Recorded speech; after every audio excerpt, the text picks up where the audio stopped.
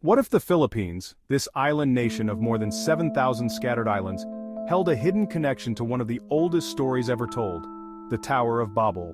The ancient biblical account says that, long ago, humanity spoke only one language. In the land of Shinar, people came together with a bold ambition, to build a city and a tower that would reach the heavens.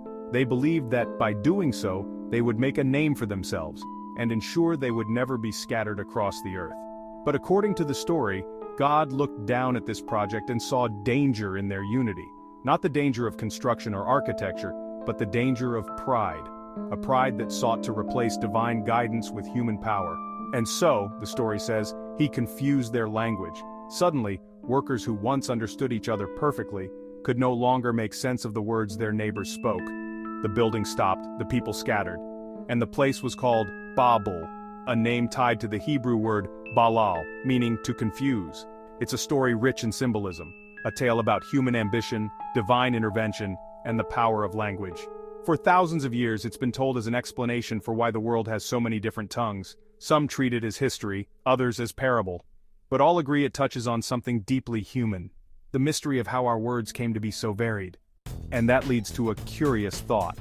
If the people of Babel were scattered to every corner of the world, could some of them, in this ancient tale, have found their way here, to the far reaches of Southeast Asia?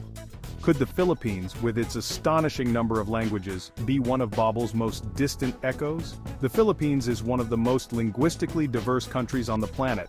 Roughly 175 distinct languages are spoken here today. Most of them still alive and thriving, though some are endangered. This is not just a matter of different accents or slang. These are separate languages, each with its own grammar, vocabulary, and history. Travel from Batanes in the far north to Tawi-Tawi in the deep south, and you'll hear tongues so different they are mutually unintelligible. Tagalog, Cebuano, Ilocano, Hiligaynon, Waray, Kapampangan, Tausug. The list goes on, and even within a single language you'll find multiple dialects that shift from province to province, town to town. It's a remarkable phenomenon. One archipelago, smaller in land area than many countries, holding more languages than entire continents. And here's where the what if comes into play. If you take the Babel story literally, you might imagine that some of the scattered language groups sailed eastward, over generations, eventually settling on these islands. Over time, their tongues could have evolved into the languages we know today. It's an alluring thought, one that blends biblical narrative with a modern geographic puzzle. But to understand the truth, we have to look at what history and science actually tell us. Linguists and archaeologists trace most Philippine languages to the Austronesian language family, a vast web of tongues stretching from Madagascar in the west to Easter Island in the east. This family's roots go back thousands of years, long before the Babel story was ever written. The prevailing theory is that Austronesian-speaking peoples began their expansion from Taiwan about 4,000 to 5,000 years ago. Using advanced seafaring skills, they navigated open waters in outrigger canoes, bringing with them not just tools and crops, but their languages and oral traditions. As these early migrants arrived in what we now call the Philippines, they settled on different islands and in different valleys. With time, groups became isolated from each other, separated by mountains, rivers, and seas. Without constant contact, their speech patterns began to drift. Words shifted in meaning, pronunciations changed, new terms were created. In linguistic terms, this is called language divergence, and it's the natural outcome of isolation over generations. A community in northern Luzon might keep one word for water, while another group in the Visayas invents a completely different term. Multiply that over centuries and you end up with entirely distinct languages. But isolation wasn't the only factor. The Philippines sat at the crossroads of ancient trade routes. Traders from China, India, Arabia, and what is now Indonesia brought goods, and along with them, words. Loan words seeped into local vocabularies, enriching and altering them. Later came the Spanish, whose rule lasted for over 3 centuries, leaving behind thousands of Spanish-derived words, especially in law, religion, and governance. The Americans followed, introducing English, which remains one of the country's official languages today. So the linguistic map of the Philippines is not the result of a single event, divine or otherwise, but a long, complex history of migration, isolation, and contact. And yet, the Babel story still resonates here, even if it's not historically the cause. Why? Perhaps because it captures in one dramatic scene the idea that language can both unite and divide. The Philippines knows that reality well.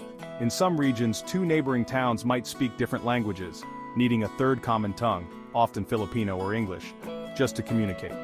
When you think about it this way, the spirit of Babel isn't just about a tower. It's about what happens when human voices spread out into the world, shaped by geography, culture, and necessity. In the Philippines, each of those 175 languages is a kind of monument, not built of brick and mortar, but of words and grammar. They stand as proof of a community's survival and identity. Could the Philippines be part of the Tower of Babel's legacy? Historically, no. There's no archaeological evidence or linguistic data linking the biblical event to the Austronesian migrations that formed the country's languages. But culturally, the connection makes sense as a metaphor. The story of Babel is really about how diversity emerges, and how it can challenge communication even as it enriches human life. And maybe that's the deeper link. In both the Babel story and in the history of the Philippines, we see that language is never static. It changes, adapts, and multiplies. Whether you believe Babel happened or see it as allegory, the Philippines stands as a living example of how languages can flourish when human groups are separated, yet still bound by the need to speak, to tell stories, to name the world around them. In the end, the Tower of Babel may be an ancient myth, but the Philippines' languages are real, tangible, and spoken every single day.